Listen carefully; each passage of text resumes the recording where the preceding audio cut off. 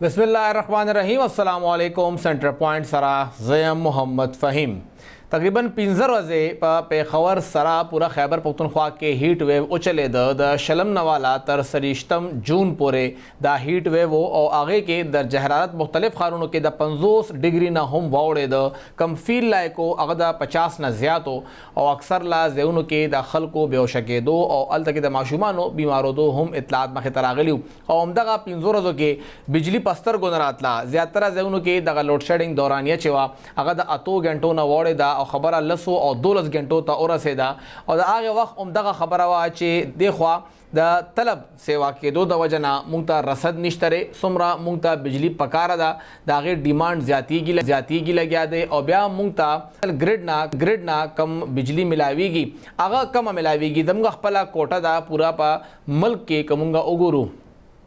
न द बिजली शार्टफॉल दे और आगे शार्टफॉल पे हिसाब बांधे खैबर पख्तूनख्वा ता हम बिजली कम मिलावीगी ज़का दल तबा मजबूरन लोड शेडिंग कीगी ब्या आगे ना पस खल को दुआगानिम कोले और महकमा मौसमियात वैना उकड़ा च द इतवार मासखाम बा द मौसम बदलीगी और प्री मानसून तदे पेशन गोई मखतराला खलक पता मो च प्री मानसून रागे न दा गर्मी कम शी और डिमांड बा हम कम शी से गुजारा बो की खुजिसिंगा बारान शोरोश हो पूरा सुबह के द बिजली यो बल बहरान शोरोश हो अक्सर जउन के फीडरे ट्रिप शे और ब्या परून शपा ज़्यादा खल को उमदा पवी खतर कड़ा बिजली अगुईता न मिलावेदा सूरत हाल परून सो नन सदे और द मख की सूरत हाल द पारा सुमरा तैयारियों पदे बा खबर को दे वक्त की मुंगसरा द पेशावर इलेक्ट्रिक सप्लाई कंपनी तर्जुमान मोहम्मद उस्मान सलीम साहब मौजूद थे। उस्मान साहब बहुत शुक्रिया हमें वक्त देने के लिए। सर एक तो ये बताइएगा कि 5 दिन हीट वेव चली, उस दौरान क्या सूरत हाल थी बिजली की, और जब खुदा करके कहर टूटा, गर्मी ख़त्म हुई, बारिश शुरू हुई तो फिर भी बिजली गायब रही, तो ये बिजली का क्या रिश्ता है कि मौसम अच्छा हो तब भी नहीं होती, गर्मी हो तब भी नहीं होती, बिजली मिलती ही कब है? जी बहुत शुक्रिया कि आपने मुझे आज इनवाइट किया यहाँ पे। एक्चुअली पिछले 4-5 दिन जब गर्मी शदीद पड़ी है तो उस गर्मी की शिद्दत की वजह से बिजली की डिमांड में काफ़ी ज़्यादा इजाफा हो गया था। तो जब डिमांड में इजाफा होता है और हमारे पास सप्लाई कम होती है तो उस वक्त पे हमें लोड मैनेजमेंट जो है वो करनी पड़ती है। पिछले 4-5 दिन में सिचुएशन इसलिए भी ज़्यादा थी क्योंकि उससे कुछ दिन पहले आपको याद होगा तूफान आया था और पख्तूनख्वा में, तो हमारे बहुत ज़्यादा पोल्स और हमारे ट्रांसफार्मर्स जो थे, पोल्स गिर गए थे, ट्रांसफार्मर डैमेज हो गए थे हमारे। तो ये पोल्स और टावर की रिपेयरिंग पे काफ़ी ज़्यादा वक्त लग जाता है। तो अब वहाँ पे रिपेयरिंग का काम चल रहा था और उन सार्फिन को हमने दूसरे फीडर्स पे शिफ्ट कर दिया था, जिसकी वजह से दूसरे फीडर्स पे भी हमें पार्शल लोड मैनेजमेंट करना पड़ी थी। तो इस वजह से सिचुएशन पिछले कुछ दिनों में थोड़ी सी सवेयर थी, लेकिन अब हमारे पोल्स जो हैं वो रिपेयर हो चुके हैं, तो होपफुली अगले कुछ दिनों में सिचुएशन जो है वो मज़ीद बेटर हो जाएगी। कल शाम को सर क्या हुआ था? कल क्योंकि बारिश हुई थी, तो बारिश में ऐसा होता है कि टेक्निकल फॉल्ट आ जाते हैं, और बारिश में ये भी एक प्रॉब्लम होती है कि हम अपने फील्ड अफसरान को या जो हमारा अमला होता है उसको हम अलाउ नहीं करते हैं कि वो बारिश के दौरान जो है वो मेंटेनेंस का काम करें। तो उसमें यही हुआ था, जैसी बारिश रुकी थी तो हमारे फील्ड स्टाफ से उन्होंने फौरी ऑपरेशन शुरू किया, उनको हाई अलर्ट जारी कर दिया गया था, और रात गए में ही हमने सुबह तक सारे फीडर जो हमारे थे जो डैमेज हुए थे उनको हमने रिपेयर कर लिया था, और वहाँ से बिजली जो थी वो बहाल हो गई। तो सर ये बारिश शुरू होते ही बिजली बंद कैसे हो गई? ऐसा क्या हुआ कि वो थोड़ी देर की बारिश ने बिजली ही बंद कर दी थी? आपको पता है कि ये बिजली तनसीबात होती हैं, ये फ्रेंडली नहीं होती हैं टू रेन, तो इस वजह से या पानी से, तो जैसे ही पानी आता है या जो है बारिश होती है, बारिश में फिर ये होता है हवा चल रही होती है, तेज़ आंधी होती है, उसमें डिफरेंट पोल्स वगैरह से तारें डिस्कनेक्ट हो जाती हैं, इस वजह से जो है वो हमारे फीडर्स हैं वो ट्रिप कर जाते हैं। तो सर कल रात कितने इलाके में बिजली बंद थी और कितना टाइम लगा उसके बहाल होने में? हमें तकरीबन हमारे 200 के करीब फीडर्स जो थे वो ट्रिप किए थे, और ट्रिप के अलावा उनमें से काफ़ी डैमेज भी हुए थे। तो अल्हम्दुलिल्लाह सुबह तक हमने सारे फीडर्स जो थे वो मेंटेन करके उनको एनर्जाइज कर दिया था। सही सर, और अब आगे क्या? क्योंकि आगे बताया गया है कि अलर्ट जारी है, प्री मानसून की बारिशें होनी हैं पेशावर में भी और दीगर अजला में। 12 अजला हसास अजला हैं, इंतहाई हसास अजला हैं, और अगर मॉडरेट भी काउंट कर लिया तो तकरीबन 20 अजला हैं जहां पर बताया गया है कि ये मानसून की बारिशें होंगी और वहां पर फ्लडिंग भी आ सकती है। तो पेस्को का प्लान क्या है इस हवाले से? بالکل پیسکو نے مکمل تیاریاں کر لی ہیں مانسون کے حوالے سے، اور ہم نے تمام سٹاف کو ہائی الرٹ بھی جاری کیا ہے۔ اس کے علاوہ جو بھی ضروری سامان ہوتا ہے، جن میں ٹرانسفارمرز ہیں، بجلی کی تاریں ہیں، اور جو بھی ضروری سامان ہوتا ہے وہ ہم نے ان کو پرووائڈ کر دیا ہوا ہے۔ ساتھ میں ہم نے ان کو اس بات کی ہدایت بھی کی ہے کہ انہوں نے اپنی سیفٹی کا بھی خیال رکھنا ہے، کیونکہ ایسا ہوتا ہے جہاں پہ مانسون کے ٹائم پہ اگر فیلڈ افسران سیفٹی یا بالکل احتیاط نہیں کرتے ہیں، کٹس وغیرہ نہیں پہنتے ہیں، تو ان کی جانوں کو بھی خطرہ ہو سکتا ہے۔ تو ان کو ساری ہدایات جاری کر دی گئی ہیں۔ ہم نے کنٹرول روم بھی بنا دیے ہیں اپنے پیسکو ہیڈ آفس میں۔ اگر کوئی بھی اس طرح کی پرابلم ہوگی، جہاں بجلی کا پرابلم آئے گا، لوگ ہمیں انفارم کر سکتے ہیں، اور کنسرنڈ آفیشلز ہیں وہ اس پہ ایکشن لیں گے۔ تو ہمارا ابھی تک پریپریشن یہی ہے کہ جتنے بھی مینٹیننس کا کام تھا وہ کمپلیٹ ہے، اور ہمارے پاس سامان بھی مکمل ہے، فیلڈ افسران کا سامان بھی دیا ہے۔ ہوپ فلی کوئی ایسا پرابلم نہیں آئے گا، لیکن اوبیسلی اگر ٹیکنیکل فالٹ کہیں پہ آئے گا تو ہم اس کو وقت پہ ریپیئر کریں گے، کوشش کریں گے کہ بجلی کی فراہمی بھی یقینی بنا سکیں۔ اور عثمان صاحب، ہماری اس وقت طلب اور رسد میں فرق کتنا ہے اگر ہم خیبر پختونخوا کی بات کریں؟ یہ آپ مجھے سن رہے ہیں؟ طلب اور رسد میں عثمان صاحب کتنا فرق ہے بجلی کے حوالے سے؟ عثمان صاحب نما په خیال کې عثمان سلیم صاحب سره زمونږه هغوی ته زمونږ آواز نه ته دوباره سره رابطه کوو چې نه تاسو کو چې زمونږه صورتحال سره د وخت کې دا هم ډېر ضروری ده چې خیبر پختونخوا کې د وخت کې صورتحال څه دی، او بیا د خیبر پختونخوا کې دغه بجلی کمه ده نو د لپاره به څه پلان وي؟ آیا همدغه سی به چلیږي، بله څه لاره به نه وي، یا څه الټرنیټ لاره هم شته؟ موسم ښه کېدو سره آیا زمونږه په طلب باندې فرق پرېوتی هم دی او که نه؟ چې کوم مختلف علاقے دی عثمان سلیم سے بوزل بیا مختلف۔ عثمان صاحب، سوال میرا یہ تھا کہ خیبر پختونخوا کی طلب اور رسد کا اس وقت کیا صورتحال ہے، کتنی طلب ہے؟ کیونکہ ہیٹ ویو آپ نے ذکر کیا کہ اس ٹائم بہت زیادہ ڈیمانڈ بڑھ گئی تھی، تو کیا ابھی کچھ ڈیمانڈ میں کمی آئی ہے اور ہمیں بجلی فراہم کتنی ہو رہی ہے؟ جی بالکل، جب شدید گرمی کی لہر تھی اس وقت ہماری ڈیمانڈ 4000 میگا واٹ تک پہنچ گئی تھی، اور ابھی جب موسم میں بہتری آئی ہے تو ہماری ڈیمانڈ اب فلکچویٹ ہو کے 3000 میگا واٹ پہ آ گئی ہے، جبکہ ہمارے پاس سپلائی جو ہے وہ تقریباً 2300 میگا واٹ کی سپلائی ہے اس وقت کی کرنٹ فگرز میں آپ کو بتا رہا ہوں۔ تو لوڈ مینجمنٹ پھر کتنی ہوتی ہے عمومی طور پہ صوبے میں؟ اب آپ دیکھیں کہ اگر 3000 میگا واٹ ہمارے پاس ڈیمانڈ ہے اور 2300 میگا واٹ کی سپلائی ہے، تو ہمیں ہر گھر میں اگر بجلی فراہم کرنی ہے ہمیں لوڈ مینجمنٹ کرنی پڑتی ہے۔ لیکن اس کے ساتھ یہ بھی ہوتا ہے کہ کیونکہ ہمارے یہاں پہ بجلی چوری بہت زیادہ ہوتی ہے اور لوگ بجلی کا غیر ضروری استعمال بھی کرتے ہیں، تو اس میں کیا ہوتا ہے کہ آلریڈی سپلائی کم ہے اور مزید سپلائی ہمارے پاس کم ہو جاتی ہے، جس کی وجہ سے زیادہ لوڈ مینجمنٹ ہمیں کرنا پڑتی ہے۔ لیکن ہمارے پاس ٹیمز ہیں، ہمارے پاس انفورسمنٹ ٹیمز ہیں جو کہ بجلی چوری کے خلاف کریک ڈاؤن کرتی ہیں اور جرمانے اور ایف آئی آر کے خلاف درج ہوتے ہیں۔ لیکن ایونچولی اگر بجلی چوری نہ ہو اور بجلی کا غیر ضروری استعمال نہ ہو تو کمپیریٹیولی سچویشن کافی زیادہ بہتر ہوگی۔ اور اگر عثمان صاحب ہم دیکھیں کہ یہ جو طلب اور رسد کا فرق ہے، جب یہ کم ہو جاتا ہے تو کیا ہمیں فراہمی زیادہ ہوتی ہے؟ یعنی اگر آج موسم اچھا ہے، بہتر ہے، تو کیا پھر لوڈ شیڈنگ یا لوڈ مینجمنٹ بھی کم کرنی پڑتی ہے یا نہیں، وہ شیڈیول ویسا ہی رہتا ہے؟ جی اگر موسم بہتر ہو جاتا ہے تو پھر لوڈ مینجمنٹ کم ہو جاتی ہے، لیکن اگر موسم میں شدت ہے اور ڈیمانڈ زیادہ ہے پھر لوڈ مینجمنٹ زیادہ کرنی پڑتی ہے، کیونکہ سپلائی اتنی زیادہ فلکچویٹ نہیں کرتی، ڈیمانڈ جو ہے وہ فلکچویٹ کرتی ہے۔ اور اس میں یہ بھی ہے کہ کون سا علاقہ کتنا بل دے رہا ہے؟ سوری، جو علاقے بل دے رہے ہیں کیا ان کے لیے کوئی اسپیشل نرمی ہوتی ہے اس میں یا نہیں، سب ایکول ٹریٹ ہوتے ہیں؟ جی بالکل، یہ بھی لوڈ شیڈنگ کا ایک کرائٹیریا ہوتا ہے۔ ایسے علاقہ جہاں پہ لاسز نہیں ہیں اور ریکوری کمپلیٹ ہے وہاں پہ لوڈ شیڈنگ نہیں کی جاتی ہے، لیکن ایسے علاقہ جہاں پہ لاسز زیادہ ہوتے ہیں وہاں کمپیریٹیولی لوڈ مینجمنٹ زیادہ ہوتی ہے، کیونکہ اوبیسلی اگر ہمارے پاس سپلائی کم ہے تو ہماری کوشش یہ ہوتی ہے ایسے علاقہ جہاں پہ لاسز نہیں ہیں، لوگ رسپانسبل ہونے کا مظاہرہ کر رہے ہیں، لوگ بلز پے کر رہے ہیں، بجلی چوری نہیں ہو رہی ہے، تو ایٹ لیسٹ وہاں پہ بجلی مکمل جانی چاہیے۔ اور لیکن بیسک ہیومن رائٹ ہے بجلی کی فراہمی، تو ایسے علاقے جہاں بجلی چوری ہوتی ہے وہاں بھی فراہم کی جاتی ہے، لیکن پھر وہاں پہ لوڈ مینجمنٹ زیادہ ہوتی ہے۔ اچھا عثمان صاحب، کل رات جس طرح بجلی بند ہو گئی تھی تو ظاہری بات ہے ہم تو اپنا کوٹا استعمال نہیں کر سکے، جتنا ہمارا کوٹا بنتا تھا 200 فیڈر کے اوپر بجلی ہم نہیں دے سکے تھے یا اس سے زیادہ پہ، تو کیا وہ پھر ہمیں بعد میں الٹرنیٹ ملتا ہے یا نہیں؟ ہم نے استعمال نہیں کیا تو وہ ضائع ہو گیا، وہ کسی اور کو مل گیا اور اگلا دن جو ہے وہ نیا دن ہوگا؟ ایکچولی بجلی کی ہمارے پاس سپلائی آ رہی ہوتی ہے, ہم اس کو اسٹور نہیں کر سکتے. جی جی.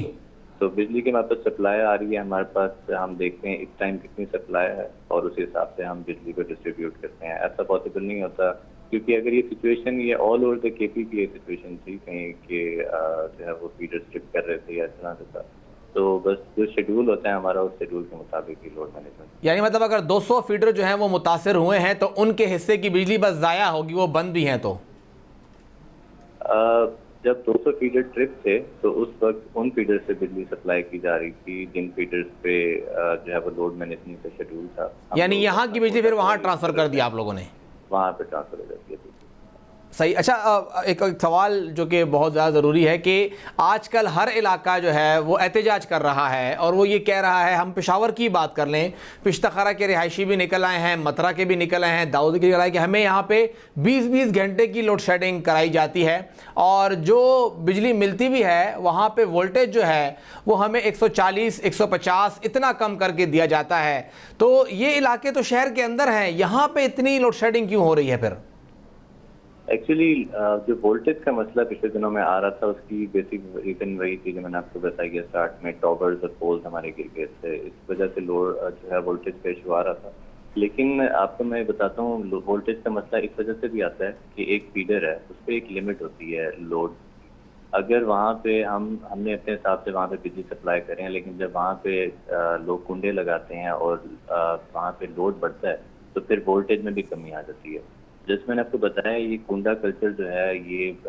مینلی رسپانسبل ہے لو وولٹیج کا بھی اور لوڈ مینجمنٹ کا بھی. اگر کنڈا کلچر میں کمی آئے گی ایونچولی لوڈ شیڈنگ میں بھی کمی آئے گی. اور اگر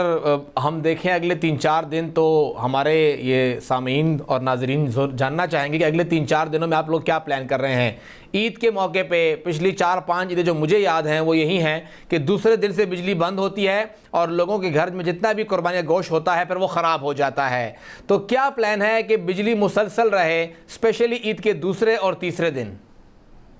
بالکل, ہم لوگوں نے پریپریشنز کمپلیٹ کر لی ہیں اور ہم نے پیسکو ہیڈ آفس میں کنٹرول روم بنایا ہے جو کہ 24 آورس آپریٹ کرے گا. اس میں ہماری کوشش یہی ہوگی کہ بجلی کی جو ہے وہ بلا تعطل فراہمی کو یقینی بنایا جائے. لیکن اگین کیونکہ ڈیمانڈ زیادہ ہے اور سپلائی کم ہے تو ایسے علاقوں کو پریفر کیا جائے گا. تو عثمان صاحب, عید کے دوران تو کارخانے بند ہو جاتے ہیں تو ایک اچھی خاصی ڈیمانڈ تو وہاں پر بھی کم ہو جاتی ہے, پھر بھی اتنا ہی فرق رہتا ہے ڈیمانڈ اور سپلائی کا؟ نہیں, اس سے بہتری آئے گی کیونکہ کارخانے اگر بند ہوں گے, فیکٹریز بند ہوں گی تو ہمارے پاس جو ہے ڈیمانڈ میں کمی آئے گی. جی, تو وہ جو سپلائی ہوگی وہ انف ہوگی کہ بجلی کی بلا تعطل فراہمی کو ہم لوگ یقینی بنا سکیں. پچھلے سال بھی وزیر اعظم نے اعلان کیا تھا کہ عید پر لائٹ نہیں جائے گی لیکن خیبر پختونخوا میں گئی تھی. اس بار کوئی ایسا اعلان تو نہیں ہوا لیکن آپ پر امید ہے کہ زیادہ بڑا گیپ لوڈ شیڈنگ کا نہیں آئے گا؟ بالکل, ایوری ٹائم پیسکو فیلڈ افسران اور جو اعلیٰ افسران ہیں وہ اس چیز کو میک شور کرتے ہیں کہ بجلی جو ہے وہ ہر گھر میں پرووائڈ کی جائے. لیکن اگر ہمارے پاس سپلائی کم ہوتی ہے تو obviously پھر ہمیں لوڈ مینجمنٹ کرنا پڑتی ہے. اسپیشلی عید کے دنوں میں ہماری یہ اس طرح کے جو ایونٹس ہوتے ہیں ہماری پوری کوشش ہوتی ہے کسی قسم کا کوئی جو ہے وہ فالٹ نہ آئے یا ہم ہر گھر میں بجلی سپلائی کریں تاکہ لوگوں کی خوشیوں میں کسی قسم کی کوئی رکاوٹ نہ بنے. بہت بہت شکریہ محمد عثمان سلیم صاحب, ترجمان پشاور الیکٹرک سپلائی کمپنی. دغیدہ ہمارا وقت کے کم صورتحال دے عوامدار چے سمرا بجلی بغواڑ ہے مونگ سرا بجلی راضی یو عمرہ زیادتی کی بنا نو لوڈ شیڈنگ بزیاتی گی جو سمرا بجلی ڈیمانڈ کمی گی لوڈ شیڈنگ بہم کمی گی تقریباً 2300 میگا واٹ پورے وچ کا کوٹا دا مونگ تاغ ملاوی گی. پدغه شلمنا سجریشتم جون پورې چې کله هیټ ویو ایوی دا زمونږ ډیمانډ 4000 میگا واټ ته رسیدلو, مطلب دا چې 35 نه 40% مونږ ته بجلی نه ملاوي دا دومره غټ گیپ راغلو. اوس چې کومه خبر کی تو 3000 میگا واټ پورې زمونږ ډیمانډ دی او 2300 میگا واټ پورې 700 میگا واټ دی وخت کې گیپ دی او دا گیپ تقریباً 25% نه هم کم دی, 22 یا 21% راځي. مطلب چې سلور غنټه پس یو غنټه بجلی چې پوره صبح کې زی نو دا لوڈ شیڈنگ برابریږي. نو دا ستومره غټ گیپ نه دی, سلور غنټه پس غنټه چلیږي خو زیاتره علاقو کې دنه دا صورتحال نه دی. الته همدغه دی چې هر 2 غنټه پس غنټه بجلی دی او ډیر ځایونو کې هو غنټه وی او غنټه نه وی او دې باره کې ذکر وکړو چې کوم ځای کې د بجلی اغلا کیږي الته به لوډ شیډنګ زیات کیږي. جوړ شند ماخلو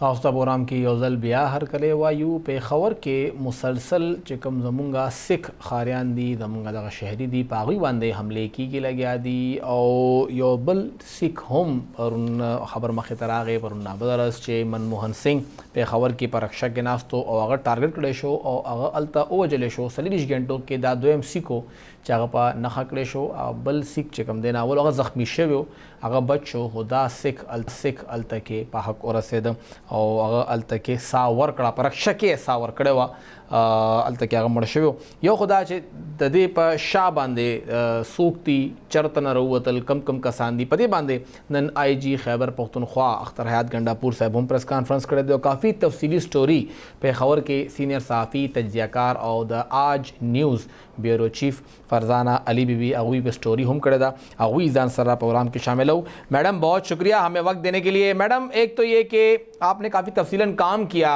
اقلیتوں سے متعلق بھی آج کل رات بلکہ دیر رات کو ایک اور واقعہ بھی سامنے آیا یونیورسٹی ٹاؤن کے اندر ایک مسیحی نوجوان کو فائرنگ کر کے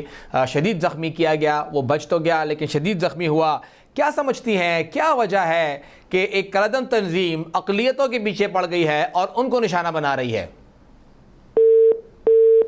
زمونگا رابطہ منقطع شوا فرزانہ بی بی سرا او سنگا ما ذکر وکړه چې اختر حیات ګنډاپور صاحب هغوی پریس کانفرنس وکړنن او وینا یې وکړه چې په سیکانو باندې کومه حمله شوې ده یا دا سیک چې کوم وژلی شوی دی هغې په شا باندې هغې واقعه کې ملوث قلدم تنظیم دی او وجه څه کیدی شي فرزانہ بی بی خپله سټوري هم کړې ده چې په لس کالو کې پیښور کې یو کم دیش سیکان وژلی شوي دي یو ځل بیا میڈم مونږ سره ده میڈم بہت شکریہ میڈم کیا سمجھتی ہیں کیا وجہ ہے کہ ایک کلدم تنظیم نے اب اقلیتوں کو نشانہ بنانا شروع کر دیا ہے مسیحی پادری کو پشاور میں قتل کیا گیا پھر سکھوں کو سکھ تاجر ہو گئے یا حکیم ہو گئے ڈاکٹر ہو گئے ان کو قتل کیا گیا کیا وجہ ہو سکتی ہے بہت شکریہ فہم دیکھیں یہ کوئی آج کل کا سلسلہ نہیں ہے اگر آپ دیکھیں تو 10 سے 11 سالوں میں ایک لمبی سچویشن جو ہے وہ ہمیں نظر آتی ہے کہ کس طرح یہاں پر اقلیتوں کو نشانہ بنایا جاتا رہا خصوصاً اگر ہم پچھلے 3 سالوں کی بات کریں تو اس میں ہمیں دکھتا ہے کہ خاص طور پر جو سکھ برادری ہے اس کو بہت زیادہ نشانہ بنایا جاتا رہا ہے اور اس کے پیچھے جب بھی انویسٹیگیشن ہم نے دیکھی پشاور پولیس نے کی یا سی ٹی ڈی نے کی آج بھی آپ نے حوالہ بھی دیا آئی جی پی خیبر پختونخوا کی پریس کانفرنس کا یا میڈیا ٹاک کا انفیکٹ کچھ ساتھیوں سے انہوں نے بات کی تھی تو اس میں بھی یہی چیز جو ہماری فائنڈنگز تھی وہی چیز سامنے آ رہی ہے کہ اس میں داعش کے جو ہے امکانات زیادہ نظر آتے ہیں اور ان کی طرف سے کچھ کیسز کی ذمہ داری بھی ہے وہ قبول کی گئی ہے آپ نے یہ بھی دیکھا ہوگا کہ پچھلے سال جو ہمارے ہاں واقعات ہوئے تسلسل سے ان میں کرسچین کو مارا گیا پھر اس کے بعد پہلے شاید سکھ تھا پھر کرسچین تھا پھر جو ہمارے کچھ ایک خاص مکتبہ فکر سے تعلق رکھنے والے مولوی حضرات تھے ان کو بھی نشانہ بنایا گیا ایک خاص مسلک تھا اس کو ٹارگٹ کیا گیا جی میں وہی کہہ رہی تھی کہ ان سے تعلق رکھنے والے لوگوں کو بھی نشانہ بنایا گیا اور اگر آپ اس مسلک کو بھی دیکھیں اور اس ساری چیز کو دیکھیں اور پھر آپ چلے جائیں تھوڑا سا اس سے بھی پیچھے اور جو پشاور کی جامع مسجد میں اہل تشیع کو نشانہ بنایا گیا تو اس کے بعد بھی آپ نے دیکھا کہ وہی ایک گروپ ہے جو تواتر سے اقلیتوں کو نشانہ مسلسل بنا رہا ہے وہ اقلیتیں چاہے غیر مسلم ہیں یا پھر ہم اقلیتیں ودن مسلم کمیونٹی دیکھیں یا آپ دیکھیں یہ مختلف مسلکوں سے تعلق رکھنے والے لوگ ہیں ان کو نشانہ مسلسل بنایا جا رہا ہے تو یہ ایک ظاہر ہے چیز ہے اس میں ہم کیا کہیں کہ اب پچھلے 2 دہائیوں سے ہم ایک ہمیشہ کہا جاتا ہے کہ ہم ایک وار کی کیفیت میں ہیں نہ جانے یہ وار 75 سال سے جاری ہے کسی ہر ایک مختلف شکلوں میں ہم دیکھتے ہیں لیکن 80 کی دہائی کے بعد تو ایک خطرناک سچویشن جو بنی اس کی ہمیں شکلیں نظر آتی ہیں اور مجھے مطلب ظاہر ہے اگر ہم ایک بینگ پاکستانی اور پھر اس کے بعد جب ہم نے تاریخ کو پڑھا چیزوں کو دیکھا اور پھر 25-26 سال سے جب ہم جرنلزم میں بھی ہے تو ہم یہ بھی دیکھتے ہیں کہ اس میں ہماری بھی کچھ کوتاہیاں شامل ہیں کہ ہم نے کچھ ایسے ایلیمنٹس کو پروان چڑھایا یا انہیں آپ کہیں کہ چھوڑ دیا یا نظر انداز کر دیا. آج میں ڈی جی آئی ایس پی آر کی پریس کانفرنس دیکھ رہی تھی تو اس میں بہت ساری چیزیں تھیں کہ جن کو اگر غور سے دیکھا جائے تو اس میں ہماری بہت ساری کوتاہیاں سامنے آتی ہے کہ جب ہم چیزوں کو نظر انداز کر دیتے ہیں. ان کا مجھے دو ٹوک، سوری ہم نے ذرا اس سے ہٹ گئے، لیکن ایک چیز کے دو ٹوک ان کا ایک فیصلہ نظر آیا کہ اب کسی کو بھی اس ملک کا جو امن و امان ہے وہ ہاتھ میں لینے کی اجازت نہیں دیں گے. اور وہی سارا سلسلہ آپ کو یاد ہوگا کہ پچھلی بار جب میں آپ سے بات کر رہی تھی تو میں نے آپ سے یہی عرض کیا تھا کہ پہاڑوں پر جو کچھ ہم کرتے رہے یا سرحد کے اس پار جو کچھ ہوتا رہا، اور بار بار ہمارے خاص طور پر میں دہراؤں گی اے این پی کے ان بہادر لیڈروں کو، بہادر شخصیات کو، جس میں بشیر بلور کا نام بہت بڑا ہے، میاں افتخار حسین صاحب اللہ ان کو زندگی دے. یہ وہ لوگ ہیں جو بار بار کہتے رہے کہ یہ آگ ہے، آگ ہے، آگ ہے، آگ سے بچے. اب آپ دیکھیں کہ ہماری گلی گلی میں، اب میں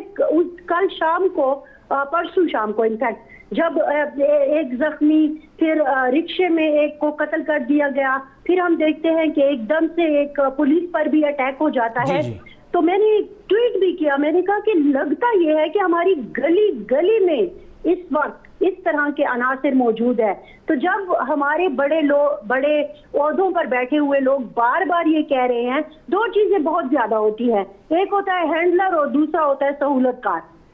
ٹھیک ہے، وہ چاہے سیاسی معاملات میں ہو، وہ چاہے دہشت گردی کے معاملات میں ہو، ان دونوں کو جب تک ہم اس کا قلع کمن نہیں کریں گے، اور اسپیشلی سہولت کاروں کا. میڈم آپ کو لگتا کیا ہے کہ خیبر پختونخوا کی باؤنڈری کے اندر ہی کیوں یہ واقعات بڑھتے جا رہے ہیں؟ آپ نے ذکر کیا مختلف اقلیتوں کا، تو جو اطلاعات آئی ہیں آپ کو اچھا بہتر پتہ ہوگا کہ ڈیرہ اسماعیل خان سے ایک بڑی تعداد میں جو اہل تشیع ہیں وہ بھکر چلے گئے ہیں. اب ساتھ ہی ساتھ باؤنڈریز ہیں، بھکر میں وہ محفوظ ہیں لیکن ڈیرہ میں وہ غیر محفوظ ہیں. ایسا کیا ہے خیبر پختونخوا میں کہ یہاں پر چاہے وہ مسلک ہو، چاہے وہ فرقہ ہو، چاہے وہ مذہب ہو، اقلیت ہوں، وہ خیبر پختونخوا کے اندر تو غیر محفوظ ہے لیکن اس کے ساتھ ایک ایڈجسٹنٹ باؤنڈری کے ساتھ دوسرے صوبے جا کے ہم محفوظ رہتے ہیں؟ دیکھیں، اب میں اسی تیسرے عنصر کی طرف آ رہی تھی جسے عرف عام میں سمپتھائزر کہتے ہیں. جب مٹی زرخیز ہو اور آپ کو وہاں پہ سمپتھی مل رہی ہو، آپ کی آئیڈیالوجی کی بنیاد پر وہاں پہ آپ کو ایکسیپٹنس مل رہی ہو، آپ دیکھیں نا ایک غیر محسوس طریقے سے صرف اپنے ارد گرد نظر دوڑا کے دیکھیں. جب ہم ایسی باتیں کرتے ہیں تو پھر آپ کو کچھ آوازیں ایسی نظر آتی ہوں گی اپنے ارد گرد بھی جو کہتے ہوں گے کہ نہیں یہ جو کابل میں ہوا یا سرحد پار جو جیسے حکومت آئی یا جو لوگ وہاں پہ حکومت کر رہے ہیں وہ فلاں فلاں فلاں، میں اب اس تفصیل میں نہیں جانا چاہتی، لیکن ان کی سمپتھی ایک ملتی ہے، ان کی ایکسیپٹنس ملتی ہے، زمین آپ کو زرخیز ملتی ہے. خصوصاً آپ جب ساؤتھ میں جاتے ہیں یا پھر اس طرف آپ ساؤتھ آف خیبر پختونخوا یا پھر آپ ادھر آ جاتے ہیں اور سوابی اور اس طرف آپ اس کو دیکھیے تو آپ کو یہاں پہ وہ سارے ماحول ملے گا، وہ زمین کی زرخیزی، وہ بیج کہاں پہ بوئے جا رہے ہیں. آپ کو تو میں کچھ بتا نہیں سکتی. تو میڈم یہ جو آپ بات کر رہی ہیں تو جو یہاں پر اٹیک ہوئے ہیں وہ داعش نے ایکسیپٹ کیا کہ ان کی طرف سے ہوئے ہیں اور آج آئی جی نے بھی ان کا نام لیا،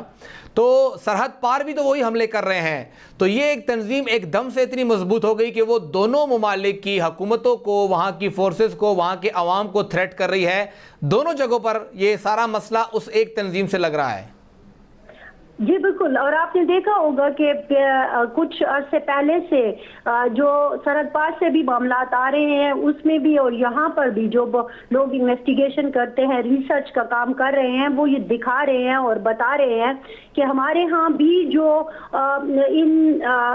انفیکٹ طالبان گروپ کہیں یا آپ ٹیررسٹ گروپ کہیں، جو بھی تھا، وہ اپنے لوگوں سے جب ناراض ہوئے اور چیزیں جو ہیں وہ ایک بڑے گروپ سے چھوٹے چھوٹے گروپوں میں منتقل हुई तो उसमें बहुत सारे लोग जो थे वो दाइश की तरफ चले गए। औरंगजेब के बहुत बड़े बड़े नाम आपको वहां पे जाते हुए नजर आते हैं। इसी तरह वहां के भी जो लोग हैं उनमें भी बहुत सारे लोग जो है वो दाइश में शामिल हो गए। ये रिसर्च से बहुत सारी चीजें जो है वाज़ेह भी हो चुकी है। तो अब वो जो एक इस तरह का माहौल बन गया है या उस नजरिए के आमिल लोग बन गए हैं, इसमें अगर आप देखें ना तो आपको याद आएगा कि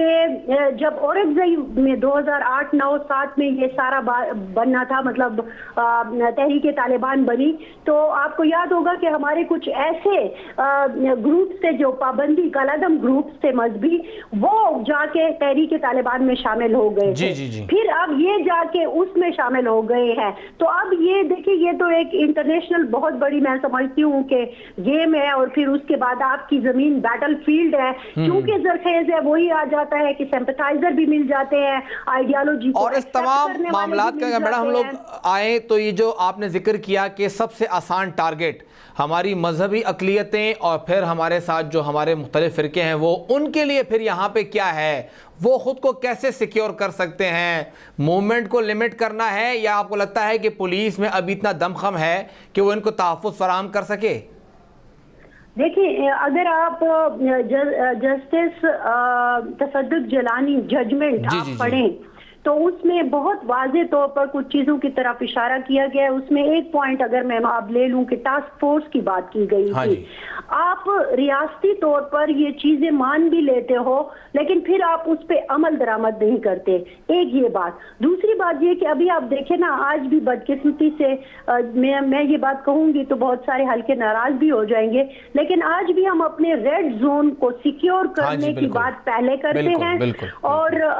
IGP साहब से जब किसी जर्नलिस्ट ने ये सवाल करने की कोशिश की कि रेड जोन के उस पार भी तो कोई दुनिया है ना, तो वो अब टेक्नोलॉजी भी इधर लगेगी, AI भी इधर ही होगा, ह्यूमन जो आपकी फोर्स है वो भी इधर होगी, तो पूरा शहर फिर किधर जाएगा? और खुसूसन आपको पता भी है कि कुछ सेगमेंट ऑफ द सोसाइटी ऐसे हैं जो वो मुसलसल निशाने पर है। मैं आपको फहीम एक बात याद दिलाऊं, जब मैं जामा मस्जिद का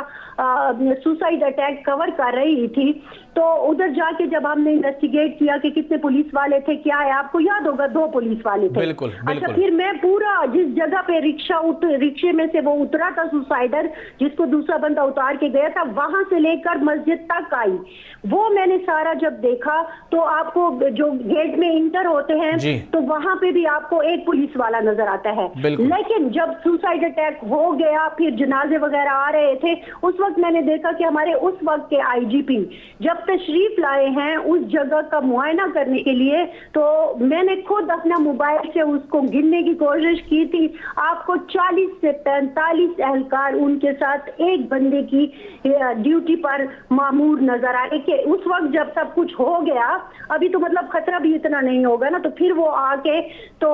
मुआयना करने आ रहे हैं और उनके साथ इतने लोग जो है वो ड्यूटी सर अंजाम दे रहे हैं। तो ये वो चीजें हैं जो हमें जरा सोचनी होंगी कि हम कहाँ क्या इन्वेस्ट कर रहे हैं। उर्दू में कहावत है, लकीर पीटने वाली बात है फिर बस हम। अच्छा, और बड़े मजे से आ जाएगा, किसी को इजाजत नहीं देंगे। बहुत अहम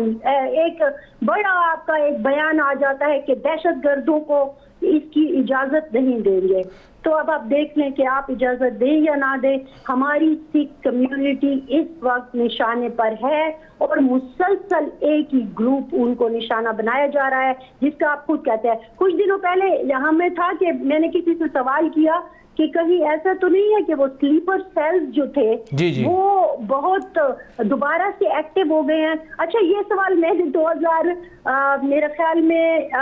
13-14 में ये आर्मी पब्लिक स्कूल के वाकये से पहले भी किसी से किया, बहुत अहम पोस्ट पर थे, तो उन्होंने मुझे कहा था कि मैम फरजाना इंडियन फिल्में जरा कम देखा करें, ठीक है। और उसके ठीक एक हफ्ते के बाद उस वक्त के IGP ने स्लीपर सेल का लफ्ज इस्तेमाल किया था और कहा था कि यहाँ पे फलां वो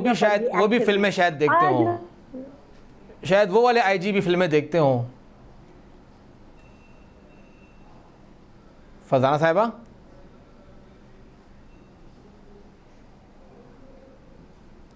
میډم خپل خبره پوره نه کړه او صحیح نه به کلوزینګ کمنټس اخلو دوباره رابطه کوو هغوی سره چې د هغوی کال منقطع شو موږ ته په نیمه کې هغوی خبره کول غواړي چې دې وخت کې دغه علاقه کې دننه چې کوم ترهګر دي د هغوی سمپتایزر یا هغوی سره ډېر خلک دي چې هغه د هغوی دپاره په سینه کې نرم ځای ګڼي هغوی الته موجود دی اور هغه خطرہ دی اصل کے چکم سپورٹرز دی. جی میڈم آپ بات کر رہی تھی تو میں نے کہا کہ ہو سکتا ہے کہ اس وقت کے وہ والے آئی جی بھی بھارتی فلمیں دیکھتے ہوں اسی لیے انہوں نے یہ لفظ استعمال کیا ہو. نہیں، یہ آئی جی صاحب نے نہیں کیا تھا، یہ ان کے کسی ہمارے بہت اہم ڈی پی او تھے انہوں نے کیا تھا. لیکن میں نے آپ سے کہا کہ ایک ہفتے بعد آئی جی پی صاحب نے خود ہفتے بعد جب آئی جی نے بات کی، یہ کہہ رہا ہوں کہ ہفتے بعد آئی جی نے بھی شاید اسی سے فلم دیکھ کے بات کی ہو. اچھا، ابھی جب ہم کچھ عرصے سے بار بار کہہ رہے تھے کہ یہاں پہ اس طرح کے داعش کی انوالومنٹ ہے، مطلب سوال اٹھاتے تھے تو ہمیں کہا جاتا تھا، آپ کو بھی یاد ہوگا کہ نہیں داعش وغیرہ ایسا کچھ داعش کا وجود ہی نہیں ہے. اور آپ دیکھیں کہ پھر وہی چیزیں ہیں. تو بات یہ ہے کہ اگر آپ کبوتر کی طرح آنکھیں بند کر لیں گے تو یہ مسئلوں کا حل نہیں ہے. آپ کی زمین زرخیز ہے، آپ کے ہاں اگر ہینڈلر سرحد پار سے ہیں یا بقول ان کے، جیسا کہ آج بھی انہوں نے کہا کہ کچھ ایجنسیاں باہر کی اس میں انوالو ہیں، یقیناً انوالو ہوں گی. چاہے وہ افغانستان ہے چاہے وہ پاکستان ہے، ظاہر ہے ہمیشہ بیٹل فیلڈ رہا ہے. اور ابھی بھی جس طرح بڑے آپ دیکھیں کہ سپر پاورز کی جو مسائل چل رہے ہیں اور ری گروپس بن رہے ہیں، تو اس میں آپ دیکھیں کہ یہ چیز ہے، ہماری مٹی سرخیز ہے. لیکن تو کیا ہم نے اس زرخیزی کو مزید بڑھاوا دینا ہے؟ ہمیں سب سے پہلے، میں نے آج اس پہ بھی کہا جو ڈی جی آئی ایس پی آر نے بریفنگ کی، ہینڈلر اور پھر وہ فیسیلیٹیٹر، جی بالکل، آپ سمپتھائزر کو بھی دیکھیں کہ سمپتھائزر اس میں کتنا بڑا کردار ادا کرتا ہے. آپ کو یاد ہوگا کہ 2008-9 میں کچھ گھر ایسے پائے گئے تھے جو کرائے پر لیے گئے تھے جو کہ ان کے لیے رہائش کا بندوبست تھا. تو ہمیں ان ساری چیزوں کو دوبارہ سے دیکھنا ہوگا اور اس کے لیے ہمارے پاس ایک بہت ہی آسان طریقہ ہے اور وہ ہے نیشنل ایکشن پلان. بہت شکریہ میڈم، آپ نے ہمیں وقت دیا. اور نیشنل ایکشن پلان کې دا ټولې خبرې شوي دي خو خبره دا ده موږ پای باندې عمل درآمد کړی دی او که نه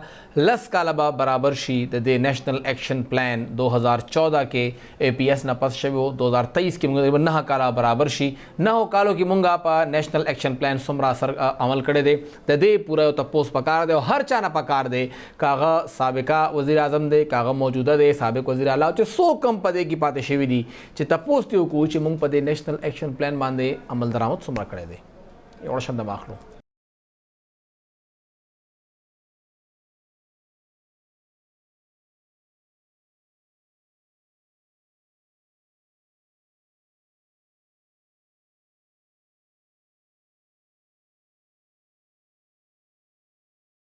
تاسو ته پروګرام کې یو ځل بیا هرکلی وایو د فوجي عدالتونو کې آیا د سیویلینز مقدمه کولی شي او که نه، دا مقدمه هلته تللی شي او که نه، او آیا هلته کې دا کیس چلیدی شي یا نه. د دې تعین دپاره سپریم کورټ لخوا چیف جسټس لخوا 9 رکنی بینچ جوړ شو او هغې نه په پیله ورځ باندې 2 ججانو په دې خبره انکار وکړ چې موږ سره خو بل قانون راغلی دی او قانون لاندې چیف جسټس سره دا اختیار نشته چې هغه بینچ جوړ کړي ځکه موږ دغه بینچ حصه نشو جوړېدی. بینچ مات شو او بیا چیف جسټس صاحب یو نوی بینچ جوړ کړ د 9 ممبرانو. نن چې کله 9 ممبران کېناستل نو هغې کې یو جج صاحب دا خبره وکړه چې جی زه خو جسټس منصور علي شاه صاحب چې زه په ما باندې حکومت اعتراض کړی دی او زه دغه بینچ کې نور نشم کېناستی. نو یو ځل بیا بینچ مات کړ او خبره اوس 6 کسانو ته راله نو 6 رکنی نوې بینچ جوړ شو او دا لارجر بینچ دی او اوس به دا دغه کیس سماعت کوي. یو خو دا بینچ بار بار ماتیږي ولې او دا دومره غټ تقسیم چې هغه کیس مخې ته ځي نه په دې به څومره دا سرانداز کېږي په دې به خبره کوو. دې وخت کې موږ سره سینئر ایڈوکیټ پشاور ہائی کورٹ سینئر قانوندان علی گوہر صاحب موجود دے. علی گوہر صاحب ډېر شکریہ. سر یو خو دا راته ووایه چې 9 رکنی بینچ 7 رکنی بینچ 6 رکنی بینچ دا 6 رکنی بینچ دا خو په 3 باندې ټای کېدی هم شي. آیا دومره اهمه مسله باندې دغه 6 رکنی بینچ صحیح دی دا سماعت کولی شي؟ ډېره مننه فهیم خان. وړومبی خو دا خبره زه کلیریفیکیشن درکم جی جسټس منصور علي شاه وړومبی ورځ دا وینا کړې وه چې جواد اسواجا صاحب چې کوم سابقه چیف جسټس دی هغې چې هم یو پټیشن کړی دی زه هغې سره ریلیټډ یم، د هغې زما رشته دار دي نو کو چاته اعتراض وي په دې زما په بنچ باندې ناست باندې نه هغه وایي لکه زبرستو بیا د بنچ نه بیا لګم صحیح نه پاغه ټیم حکومت وې اس اعتراض نشتا نن دا اعتراض حکومت اوچت کا جی اټرنی جنرال صاحب اوچت کا چې ماته انسټرکشنز دالي د حکومت نه چې په جسټس منصور علي شاه باندې تاسو objection وکړي چې هغه په دې بنچ کې نه کینی نه هغه باندې چې کله objection وشو نه بیا منصور علي شاه صاحب ځان ریکیوز کو او هغه نه پس بیا بنچ ریکانسټیټیوټ شو دوباره ځکه تاسو وایي چې شپږ ممبر بنچ جوړ شو کومه پورې چې تاسو خبره ده چې د اډ او ایون نمبرز والا چې یاره په وو ججانو بنچ یا د نو ججانو بنچ وی نه هغه 5-4 راتلی شي یا 4-3 راتلی شي خو چې کله موږ دا وګورو چې بنچ کې شپږ ممبران دي او هغه باندې ایکوال فیصله راغله نه پاره کې څه کې دي شي اول خدا دا چې ایکوال ماته نه لګي چې دا فیصله به راشي چې عمره ججز نمبر به یو طرف ته یو بل ایکوال نمبر به بل طرف ته ځکه چې سابقه موږ وګورو چې کوم فیصله شوي دي نه یو کنسسټنټ ویو دا روانه دا چې کله د ترمیم شوی د ملټری کورټس بارا کې نه په هغه چې کله چیلنج شو نه هغه کې هم چې کوم جسټس قاضي فایزي صاحب هغه یو اختلافي نوٹ ورکړو هغه کې هغه دا خبره کړې و چې کوم سیویلینز دي نه هغه ملټری کورټس اکټ لاندې نشي ټرای کېده صحیح نه هغه خو خیر اوس چونکه ماینورټي وی و او د کې دا ډېر ضروری خبره ده چې دا موږ د وګورو چې هغه ټیم میجورټي ویو چې دا ویلیډیټ کړو چې او ملټری کورټس د لاندې د سیویلینز کیسز او ریډي کې دي شي هغه کې زمون اوسنۍ چیف جسټس عمر عطا بندیال صاحب هم موجود وو نو سچویشن دا څه دی چې بندیال صاحب کو فیصله ورکین هغه کیس نه بخپل ویو ریزایل کوي ویو به بدلی هغه به جسټیفای کوي بیا چې په دې وجه باندې زدا جسټیفای کوم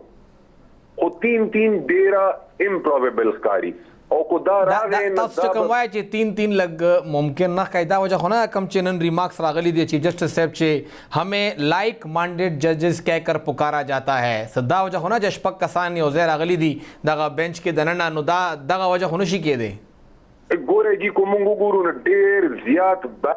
بنچ وو په شروع وزنا کو قاضی فایزی صاحب ته وګورو په دې بنچ کې موجود کی یا زمون دویم چې کوم جج صاحب چې ځان ریکیوز کا او نن منصور صاحب کو ګورو یا صاحب وګورو دا عموما بای د بک چلے دو والا جج صاحبان دي دی باندې دا څه objection نه لګي او په دې توګه چې کوم دا ملټری کورټس والا دغه نه عموما تاثر زمون په قانوني حلقو کې داو چې یو داسې بنچ ته چې هغه به فیصله کیدی شي یونانیمس فیصله ورکړي چې ملټری کورټس کې د سیویلینز ټرایل نه دی پکار صحیح او د کې دنه بل خبره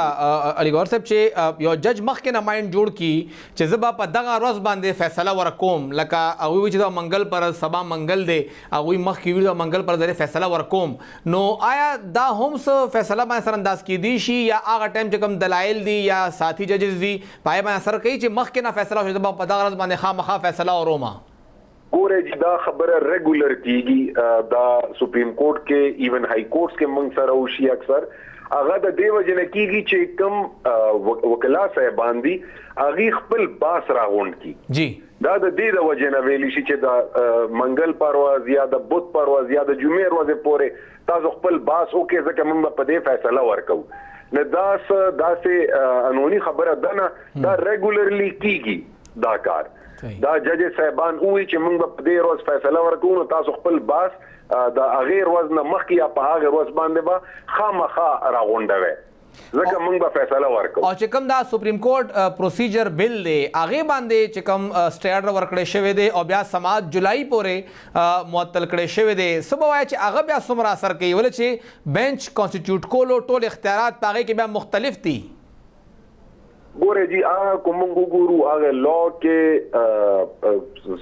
زبوم چې لک په جلبازه کې او په غلط ټایم کې او قانون راوستي شو کینه هغه قانون دومره خراب نه دی چې څومره خلکو ته لګي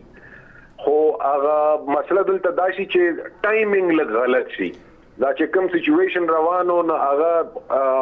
چې کوم لکه امپریشن لاړه بیسیکلی دا امپریشن لاړه چې په طریقه دا چې کوم د الیکشن ریلیټډ کیسز دي هغه باندې نظر انداز کېدو د پاره دا لیټیګي او چیف جسټس چې کوم دی आवाज فیصله نه کوي هغه هم ګیراو د درې کسانو د درې کسان فیصله کوي هغه سیس کې ادروایز کوم وګورو نه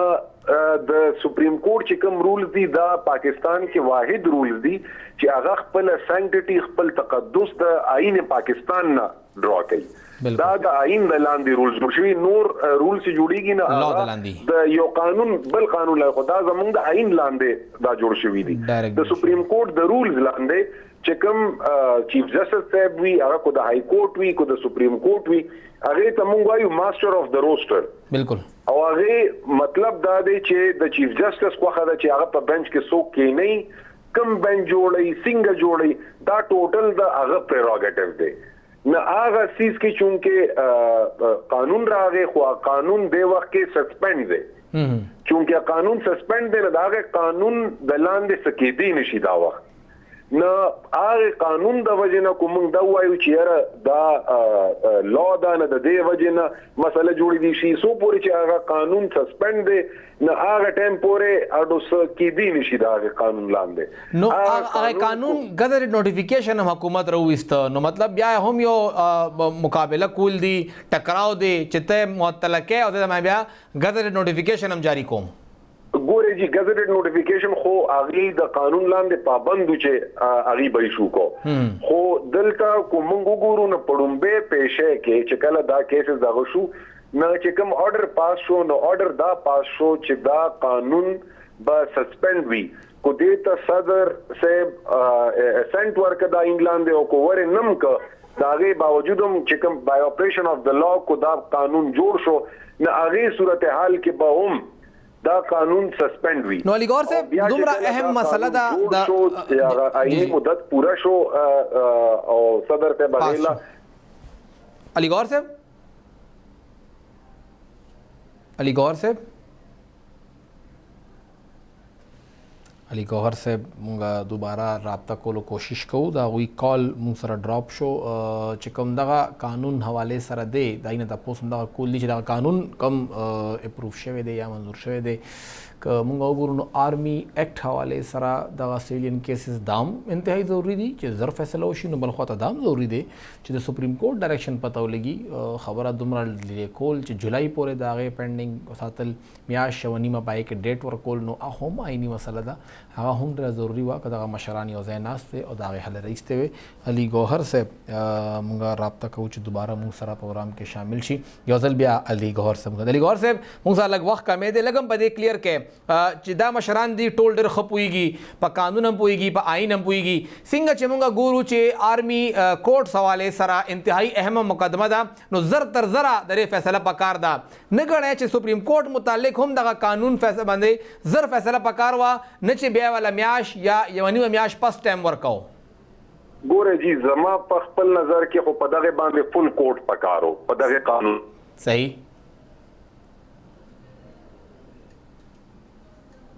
علي ګوهر صاحب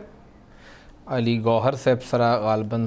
د کنیکشن مسله ده بهرحال ډېره شکریه علي ګوهر صاحب موږ له ټایم راکړه او دوباره به انشاءالله هغوی له تکلیف ورکوو چې کله هم څه پرابلم راځي په موږ ځان پوه کړو چې کوم دا بینچ مات شو اوس چې کوم شپږ رکني بل بینچ جوړ شوی دی یو جج ته کمیږي هغې کې جسټس اجاز الاحسن صاحب شامل دی جسټس یایا افریدي صاحب پای کې شامل دی جسټس منیب اختر جسټس مظاهر علي اکبر نقوی جسټس عائشہ ملک بی بی او ورسره زمونږ چیف جسټس عمر عطا بندیال صاحب په دې کې شامل دی حامد خان صاحب دې کې د پخوانی وزیر اعظم وکیل دی دا وینا وه چې زمونږ په درخواست باندې نمبر نه دی لګېدلی چې زمونږ درخواست هم په هغې کې شامل شي او سبا سحر چې کله کېږي نو تاسو پای باندې دا آئینی بحث حوالې سره کېږي زموږ خبره لیټ کېږي مونږ وایو چې زمونږ خبره زر وویلی شي چې مونږ ته پته ولګي چې آخر صورتحال سره زمونږ چې کوم دی وخت کې اعتراضات ته په هغې باندې خبره کول غوښتل. نو بهرحال 9 رکني بینچ 7 ته راغی، 7 نه خبره 6 ته راله. ګورو چې دا 6 رکني بینچ آیا په یو ورځ کې دننه سبا فیصله کولی شي یا نه، یا به دې کې دننه ټایم لګي. ولې چې هغې نه پس بیا 15 ورځې چوټیانې دي، د چهارشنبه زیارت جمعه د اختر چوټیانې دي او خالی او اتوار خو اسې ویکینډ دی. نو بیا به ګل پرز د اختر نه پس به ګل پرز دوباره دغه جج صاحب کینی عدالت به لګي. خو معامله دا ده چې د عدلیې او د حکومت دغه جګړه په منځ کې ټول نه زیات عام ولس ځپلی کېږي. عام ولس هم دغه وایي چې زما مسلې څه شوې، زما مسلې غونډې پاتې شوې. هر یو کس خپل اختیار دپاره کوي، یو کس خپل اختیار دپاره، خپل زور دپاره، خپل فنډ دپاره یا خپل اسانۍ دپاره خبرې کوي. لګیا دی زما دپاره خو چا هم غم ونه کړه. دومره ټایم چې څومره موږ اختیارات دپاره جنګ کوو لګیا یو، که دومره موږ د عام ولس دپاره کار کړی وی، نن به دا ملک ګل ګلزار وی. پروګرام وخت ختم دی، اجازت راکړئ. الله په امان.